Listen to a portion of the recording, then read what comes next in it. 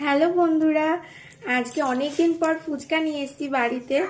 তো এখানে দিয়ে দিয়েছি আলু মাখাটা, আর এখানে টক জল নিয়েছি, তেঁতুল জল গুলে দিয়েছি। খুব ভালো বানায় এই কাকুটা।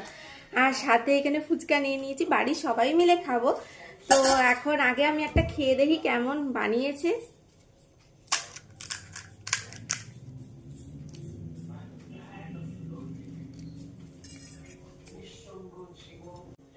এখন খেয়ে নিই, দেখি কেমন হয়েছে।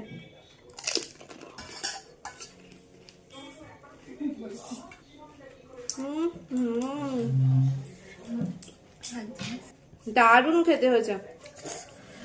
আলুটা এত সুন্দর মাখে, টক জলে গন্ধরাজ লেবু আর ধনেপাতা আর সবকিছু দিয়ে এত সুন্দর মাখে।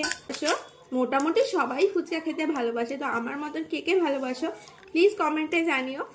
আর দেখা হচ্ছে নেক্সট ভিডিওতে। প্লিজ পাশে থেকো, সাবস্ক্রাইব করে দিও। টাটা বন্ধুরা।